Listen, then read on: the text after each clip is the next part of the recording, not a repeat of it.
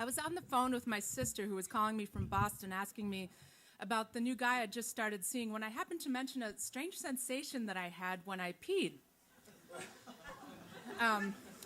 A UTI veteran, that's urinary tract infection for those of you not in the know, she told me to go to the nearest health food store and buy myself a bottle of Lakewood 100% cranberry juice, not cranberry juice cocktail, but pure 100%, no sugar, no water, sour inside out.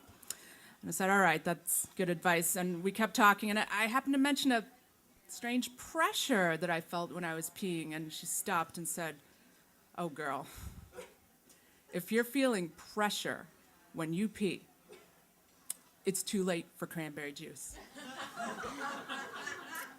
You get off the phone, and you go to the doctor now. I was taken aback by the tone in her voice. It was one she reserved for really bad news, like when someone died or something was on fire. I was scared, really scared. The next time I peed, it felt like someone was stabbing my urethra with a barbecue skewer.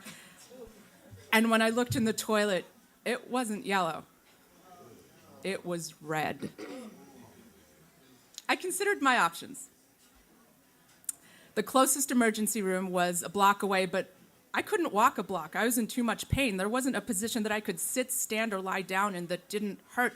I needed someone to drive me. My roommate had a car, but she was stoned and really didn't seem that concerned with my situation. The only other person I knew who had a car was the guy I had just started seeing. I steeled myself before dialing his number, and I don't think he even said hello before I burst in with, I'm bleeding, I have to go to a doctor right now. Where are you bleeding from? He asked. I hesitated. We'd only been seeing each other for a couple weeks. He had just gotten out of a long-term relationship and wasn't ready for anything serious, but I really liked him, and I was trying so hard not to like him too much. And this was way too intimate of a conversation to be having at this stage in our relationship, but my urethra was on fire, and I couldn't think of a pretty or alluring way to say it. When I pee, I said, blood comes out when I pee. He drove me to Thorac Hospital on the corner of Montrose and Broadway in Chicago, a place I'd heard vague rumors about but had never actually seen the inside of. I walked up to the receptionist and said, I think I have a UTI. When I pee, blood comes out. And she said, all right, here's some paperwork. Have a seat. I remained standing, not that that helped the pain.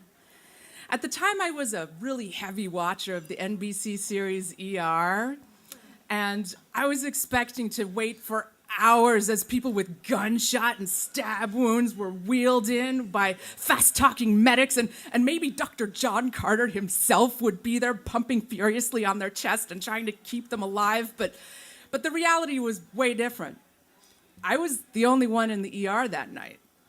Their biggest emergency was that blood was coming out of my pee hole. I was seen by a doctor and had to produce a sample. I never appreciated what a wonderful thing it is to pee without pain until I did the silent scream. How many of you have done it? I know at least one of you has. I sat in the ER bathroom with a plastic cup between my legs, my eyes squinched closed, my mouth wide open, silently screaming as a tiny river of red daggers stabbed their way out of me. A doctor inspected my bloody discharge and wrote me a prescription. My boyfriend, the guy I was seeing, took me to a 24-hour pharmacy and then took me home. When I walked in, my roommate was still stoned and watching really loud TV. I walked right past her. We didn't even acknowledge each other. I closed myself into my bedroom and lay down on the twin futon mattress that was on the floor. I heard a soft knock. It was the guy I was seeing. He walked into my room, took off his shoes, got under the sheets with me, put his arm around me. and stayed with me until I fell asleep.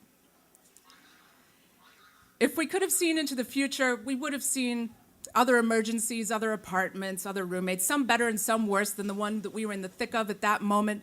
But if either of us knew that we were destined in 5 years to become married, neither of us showed it. I can't say that that was the moment when I knew we'd be together forever, but something changed. Not long after that, a friend of his told me that he stopped referring to me as this girl I'm seeing and replaced that ungainly phrase with the more elegant, my girlfriend. I stopped trying so hard not to like him and waited to see what would happen next. And if you'll excuse me, I think I have to go find the restroom. Thank you.